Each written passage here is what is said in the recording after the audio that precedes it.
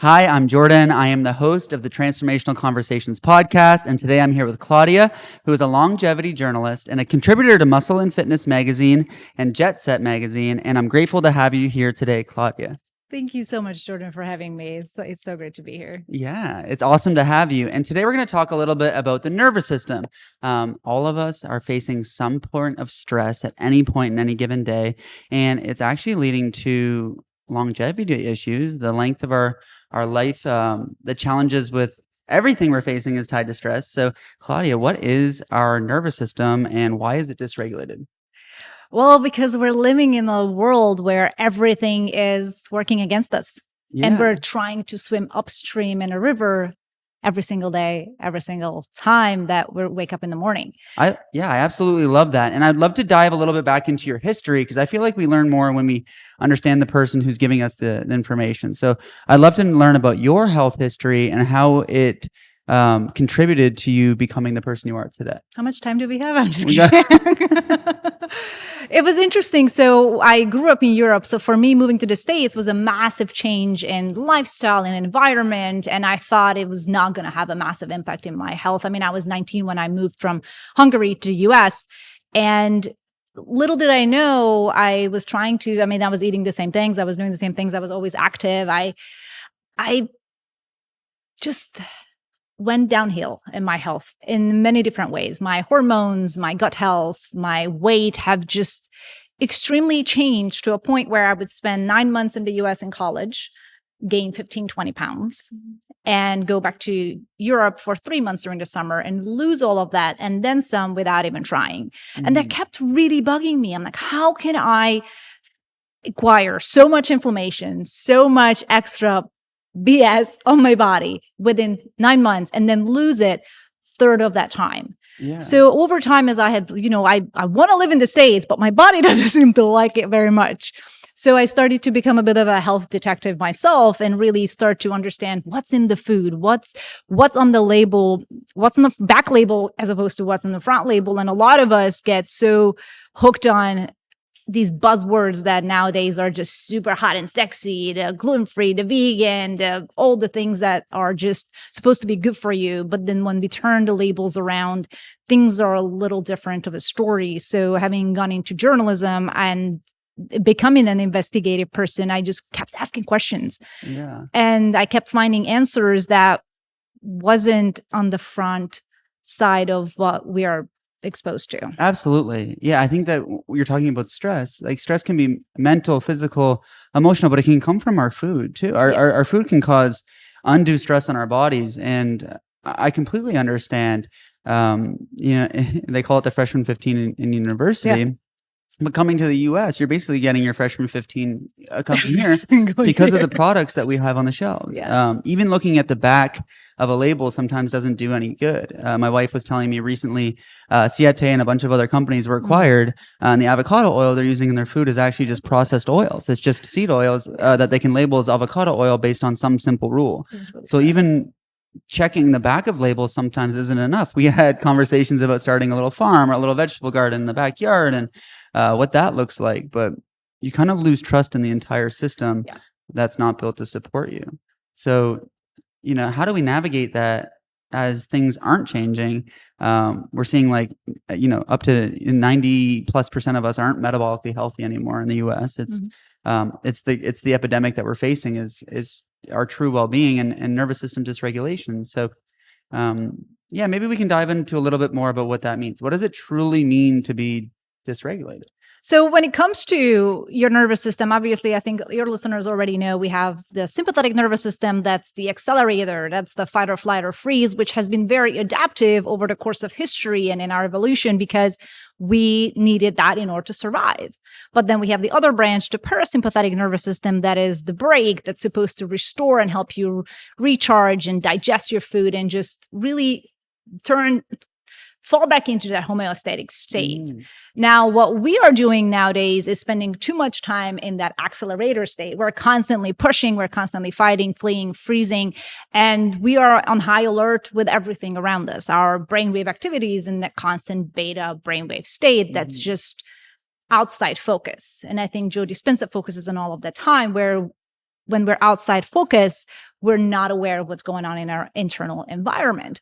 So with that state of high alertness and intense sympathetic activation, our cells don't have the capacity to regulate. Our cells don't have the capacity to rebalance, to create the chemicals they need to create in order for the body to function optimally.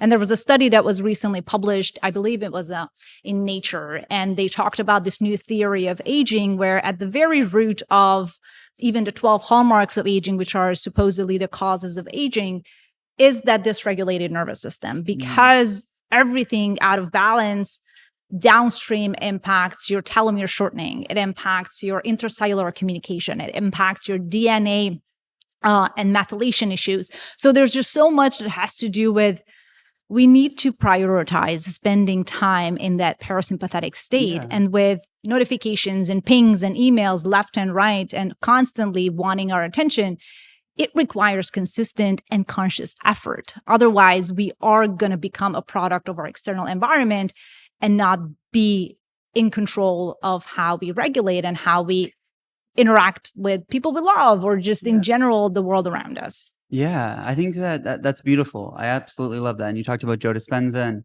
and I just connecting on that. It's truly beautiful. And when we're in dysregulation, we're not coherent. We're sending out signals that we're essentially all frequency. You talked about like beta waves in the brain, but we're emitting a frequency. And when we're dysregulated, we attract things that are dysregulated. We're truly magnetic. And when we're coherent or we're regulated, things flow. You get into a flow state. And when you're, if you know what that's like, if you're an athlete or you're someone that, is studying and time just seems to fly by and you feel like everything's working or in the way that's the way it's supposed to feel. Yeah.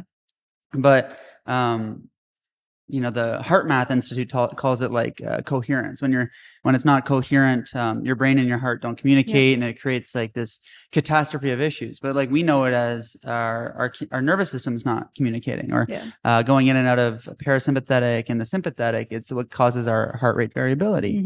And I'd be a hypocrite to not say that mine's extremely low right now. I've gone through some stressors over the past few weeks that have documented my HRV going from like literally 200. I was so proud of it. I thought it was so cool. I saw that somewhere. How do you have such high HRV? To like 60. And like you're saying, I'm not changing my eating habits. I'm still exercising. My sleep score is great. But I can feel like my nervous system under my skin just pulsating, like vibrating. And it's off. And it just feels discoherent or not coherent. And I know the way back. I know it's a long journey. But that being said, most of us live in that state our entire lives. Because we don't ask the questions. I think it's my opinion. A lot of us don't ask the questions. Why do we feel this way? It requires a lot of reflective effort to sit down, whether you want to journal or just think about it. I feel this incoherence because my heart and my brain, just from Joe Dispenza on that topic, there are extreme numbers of neurons and neural network that communicates between our heart and our brain. And when it is out of coherence and incoherent, then you aren't acting yourself. Then you aren't emitting a frequency and also attracting the type of frequency and energy in your life that you want to achieve. Like, did we talk about manifestation? It's wild. It's biochemical. Yes. It truly is. It comes from your body. I can feel it. I feel distant from myself right now. And it's okay because I understand it and I'm letting it go and I'm working through it. But I remember the feeling of being super regulated. I remember the feeling of waking up and things flowing in the direction, like it's something as crazy as manifestation has to do with energy. I was telling Jen, who was just before you, about people with aura. Like our head of sales, Howie, he is a gentleman that just exudes aura, and like people they gravitate to him, they understand him, they want to be his friend, and he's extremely coherent. He may not do it on purpose, but you can tell that he has a regulated nervous system. And we had a gentleman come to our house to do like bug spraying, and my body almost felt like it almost had like a sigh. It felt like I could relax, felt like I was safe because the way he spoke to us and like was so calm in his nervous system, it was magnetic and it enabled. He was the bug spraying guy, and he had such a calm nervous system that it had an effect on me. Yeah. So one of the things I look for with my children when we're looking at their schools or people that take care of them, like nannies and babysitters, is one, like, do your job. But two is like, are you going to create discoherence or incoherence in my child, or are you going to allow them to build a strong and healthy nervous system? Yeah, it's wild how much we can pick up on each other's energy unconsciously. It's all subconscious. And a lot of us who, may have not done the work or have not had the curiosity to try to understand that that subconscious world, we don't recognize that the way that person is acting or even just their being is impacting how I'm mirroring that or how I'm reacting, especially children. I mean, I see my brother and sister-in-law just had a baby 4 months ago, and I notice on him when my brother may be stressed or my sister-in-law may be stressed, he's more fussy.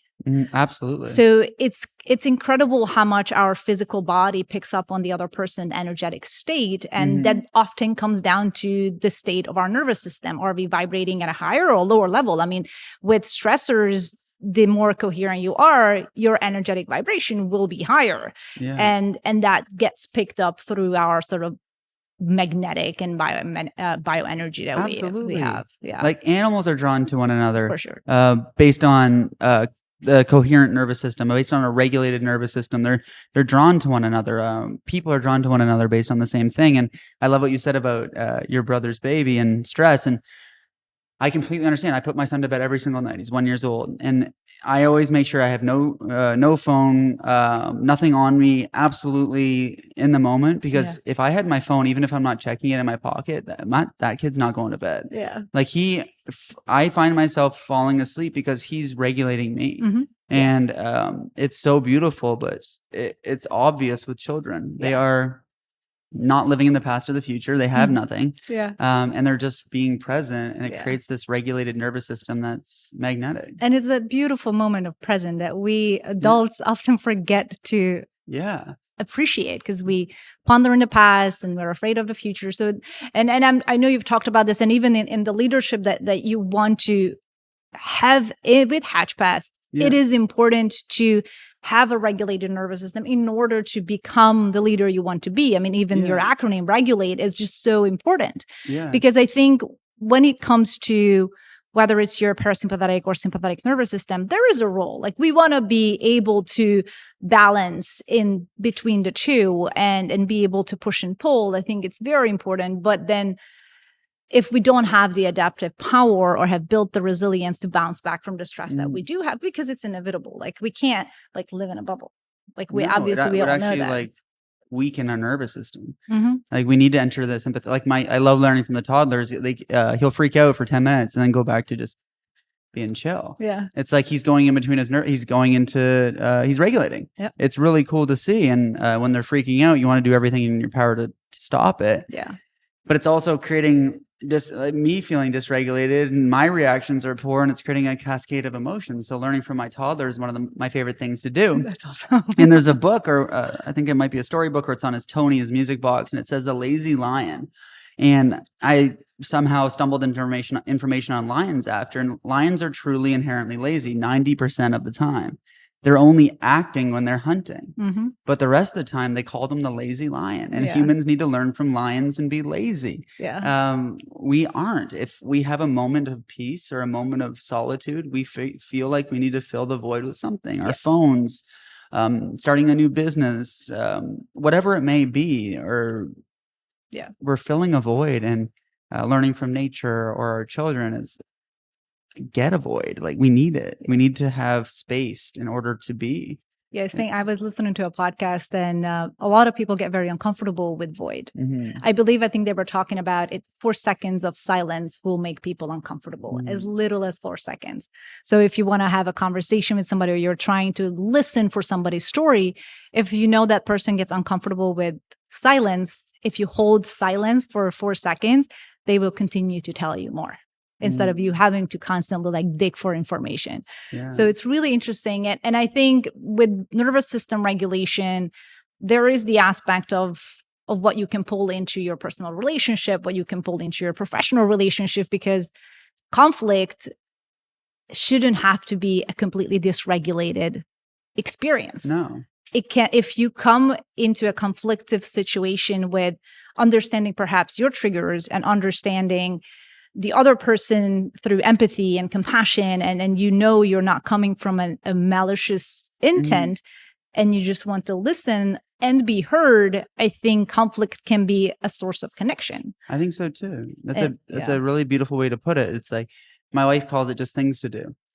Like, there's some things on my schedule I don't enjoy doing, like having difficult conversations or having to fire somebody, or at the end of the day, people are people, and having empathy is a superpower. But for me, it becomes dysregulated when I look at it as more than something to do. Yeah. It's not, I like add more emphasis to it, or I create a story around it that's just not true. And I've become dysregulated. The situation takes on a whole new life, and it just becomes uncomfortable. So I love Lauren. She says that it's just another thing to do. Yeah. And it removes all of the emotion tied to it. Yeah. It's I find it fascinating. I have always been the person who avoided hard conversations. It goes back to childhood. I never felt safe to bring up hard conversations as a child. I've never seen my mom feel safe to bring up a hard conversation.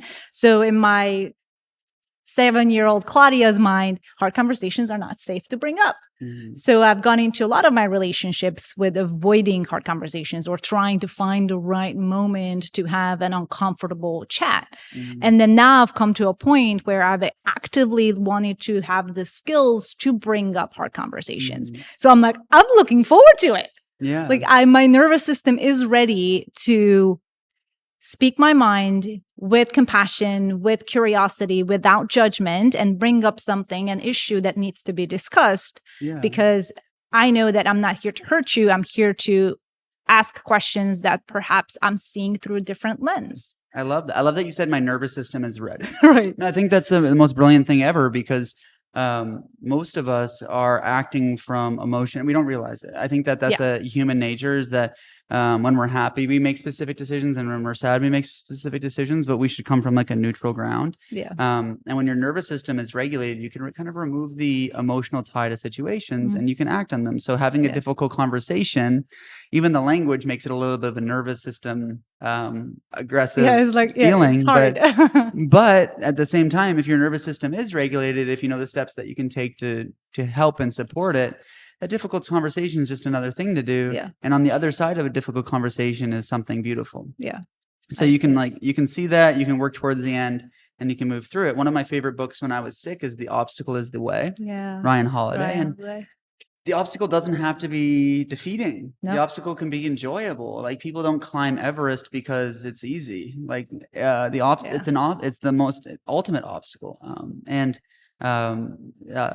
think we want some things to be easy, but if we come at the observation that they're inherently not, it's understandable. You work through it. I love that you said that hard things can turn into something beautiful. And this is true. I mean, even stress used in the right way can build resilience. And I think resilience is one of my favorite words when it comes to whether it's emotional, mental, or physical, because the more resilient we are, the longer we live, the more our body can withstand any type of stressors and bounce back and adapt. And I think that's the problem that the world we live in. Everything is working against our resilience. Everything is become too comfortable, and we've become very uncomfortable with anything that's difficult. So we have to make the conscious effort and read the books and acquire the skills actively to want to be better at, whether it's physical activity, whether it's having hard conversations, whether it's becoming better at putting your phone down and allowing your mind to just drift and be okay with whatever comes up without judgment. It's difficult, but it will require time, I think, for people to like, okay, I'm going to dedicate this 1 hour or 20 minutes so I can learn and be better, as opposed to take the easy ride out. I love that. Yeah. I mean, there's a song that Lauren and I used to sing before Bo was born. I'm forgetting the name, but it's I Hope You Dance. I Hope You Dance, and it's one of the lines in the song is that I hope you never take the easy way, or I hope you never take because there's nothing beautiful in the easy way. Everything beautiful comes from putting yourself out there, facing failure, facing fear, and overcoming. Like, everything I have in my life that I love wasn't easily acquired. It came through some sort of challenge that I had to overcome, push through, gain skills, knowledge, and build what I wanted. So Yeah, I love that you said that. And resilience. I think that resilience is viewed through a lens that's completely wrong. There's founders that say they only need 4 hours of sleep. There's athletes that say they eat whatever they want. We're looking at resilience. Like resilience comes from doing things that are good for you. Mhm. Like a 4 hour sleep is not going to build a resilient body. It's going to destroy your body. And I think that resilience is a term that needs a new meaning. I think it comes from regulation. Regulation builds resilience. Like even as something as simple as Lyme disease, I had chronic Lyme disease. I was unregulated. I had no idea what to do with my body. The bacteria could have gone to thousands of other people, and it made me sick because I wasn't resilient. It has nothing to do with the bacteria being stronger and how it impacted me. It was because of my vulnerability. And yeah, I love that you talk about resilience because I hear it all the time. It's like a catch-all term in leadership that you need to build resilient workforce, be a resilient leader. But people think resilience is like pushing a boulder uphill. Yeah. It's not. It's like the allowance, the acceptance. It's the building practices so that when things get hard, you can have like a somatic sigh and understand it. But what are your thoughts on resilience and how it's used these days? I think so. I have a podcast, shameless plug, 90% Healthy, where I'm of a belief that I think people only need to get to 90% healthy in order to live a resilient life. Yeah. Because 100% is a little hard to obtain and sustain long term, and it becomes really restrictive. So you feel like you're not living. It's almost an illness. Yes, it's just obsessive. But majority of, let's say, American population is paddling within that 30, 40, 50% at best, where they're like feeling fine, which I somewhat define like feeling emotional and just being really needy, ignorant, and not having the agency of their health. Now, I think you can get to that 90% healthy with, I'm not making new things up because, the Atomic Habits, all of it talks about small compounding changes over time that can get you to the point where you can have that 10% buffer where you can live your life. You don't really need to I consider myself being at a 90% healthy, where all of my lab work is fine. I have zero restrictions. I don't have an appetite for crappy junk food, but I'm not holding back of eating anything that I would like. Sometimes I don't work out for a week because I travel so much and I am still fine. So it's one of those things where you build up the resilience of your body and your mind through different practices that allow you to have life that often gives you a curveball in every month. Yeah. So I think resilience is one of those things where you somewhat constantly build it or constantly destroy it. Yeah. And I go between having, how your wearables usually give you a recovery score. I like to think of it as you have a resilience score and a fragility score. Yeah. And fragility is where the population, when a virus comes around, gets wiped out crazy because our body is just not primed to fight a pathogen that could have been harmless. Would our body not be at a metabolic state that it was and still is? Yeah, there's the term called anti-fragile. Yeah. Yeah, absolutely. I love that you talked about 90% health. I love that that's your podcast name. I think that's beautiful. I think that everything happens on when you have momentum. I don't believe that I cured my illness when I had it. I believe that I got my body to a homeostasis and it was able to do its job. Yeah. And the body's job is to be healthy. Yeah. And people always ask what did you do to cure it? Well, no, I changed my entire lifestyle. If I went back to my old lifestyle and I had the same bacteria, it'd be boom, Jordan again. Yeah.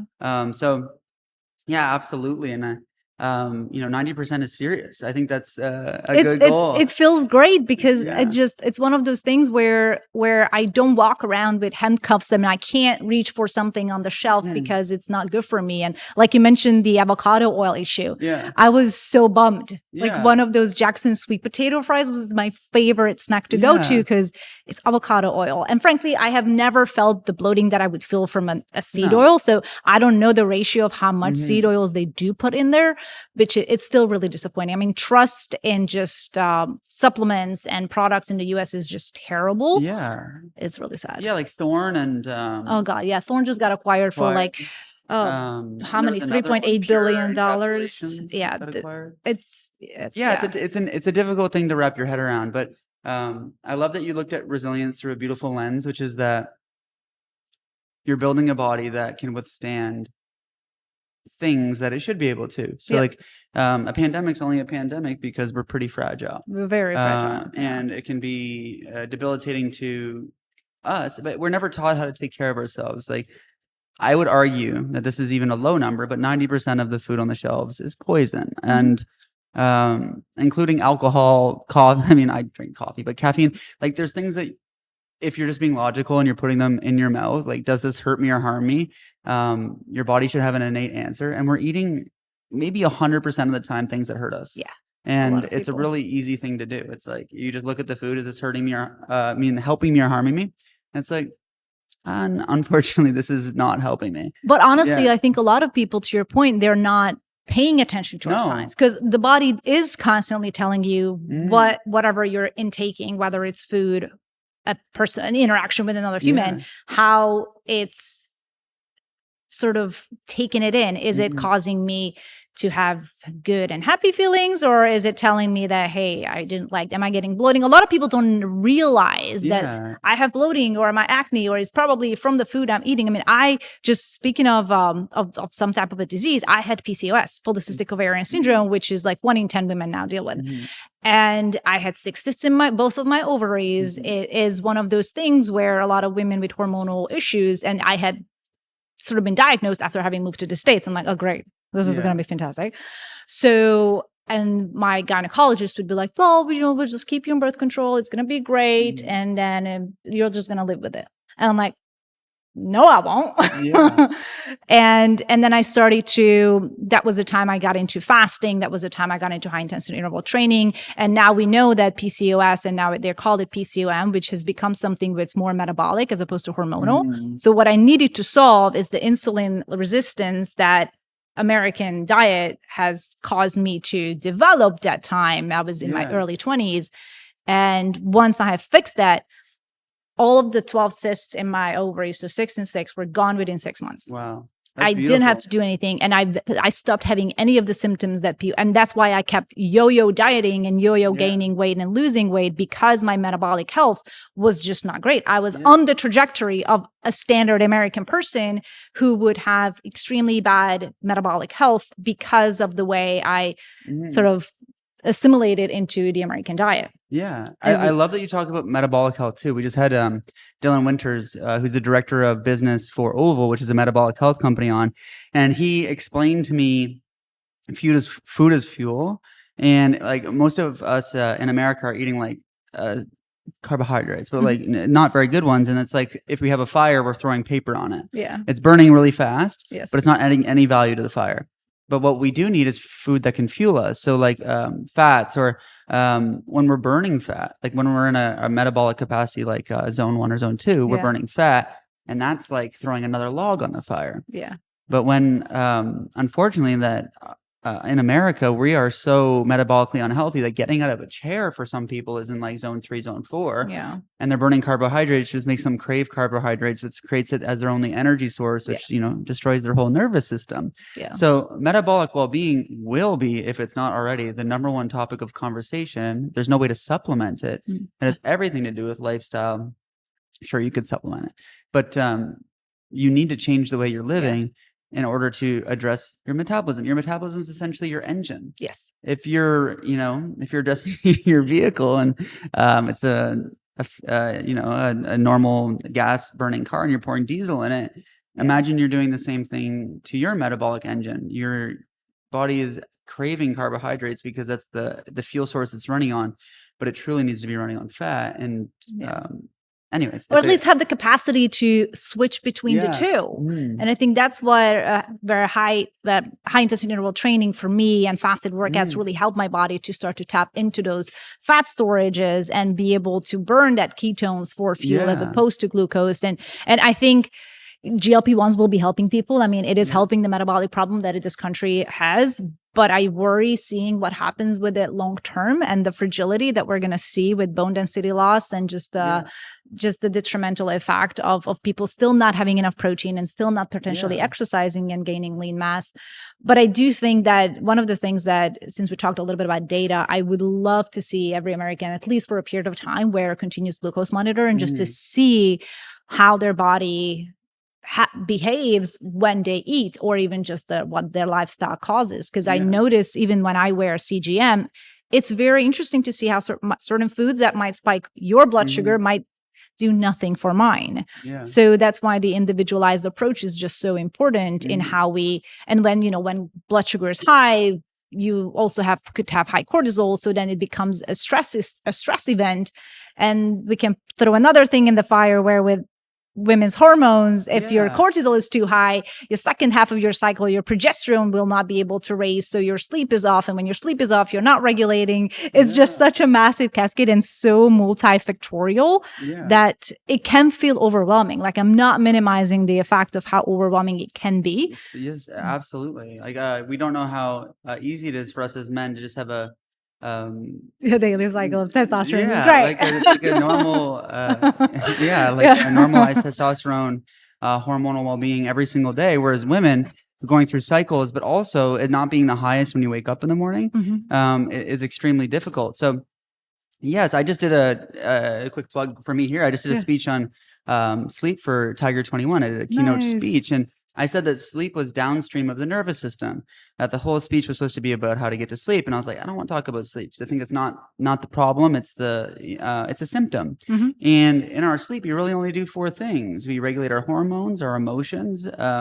We clean out the garbage. And, hopefully if we're doing it right and we get deep enough sleep, we're storing our memory. It's a really easy contemplative thing, but most of us aren't getting into this parasympathetic nervous system when we sleep. You look at your HRV score. If it's low, even if your sleep score is high and you're getting REM and deep sleep, you're not getting true rest. And it's only a matter of time before that catches up with you and it causes a detrimental effect on your well-being. So if we're looking at sleep, the first step is never sleep. It's upstream of that. It's, what are you doing in the morning? Getting sunlight. It's the food in your body. It's the meal timing, fasting. And, Lauren and I do a really good job of not eating after 5 p.m. That's awesome. Our dinners are like at 4. We're like 80-year-olds, but that's good. Your body probably loves it. You can feel how incredible it is. And I know for women, it's different. So sometimes that's different for Lauren than it is for me. And we work together on it. But the total well-being of the individual should never be outsourced. Yes. So you can get help, but when we're dependent on doctors, prescriptions, injections, and things that are outside of our control, we're handing over the keys to somebody else and hoping that they take us in the right direction. And, sometimes that can work, but, as we're seeing through our global landscape of health and well-being, it's not working very well. So I am a firm believer that we have everything we need to create a healthy ecosystem for our bodies, our nervous systems, and to get back to a homeostasis that is lovely. It is. And it will take effort. And it's awesome. I love that you guys communicate about it. And I think that's how conscious partnerships should work, where I want to tell you about my hormones and I want to tell you what's happening with me right now so you can better understand my behavior, because our behavior as women will change based on where our hormones are. And just having the awareness and the language to communicate that, because I think it's also another element of a lot of the times we're not maybe equipped to communicate what happens within us. We might feel anxious, but what is underneath that and how can I communicate that in a way that the other person who I'm living with can understand?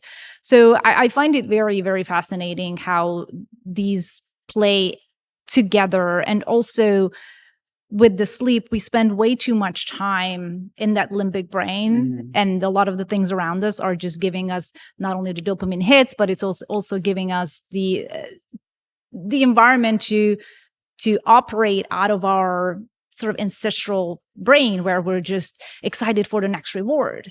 But when we really try to become and be more prefrontal cortex and be a little bit more analytical, I think that's when we become more aware of of what's happening in our body and how we can better make this human suit work. Yeah.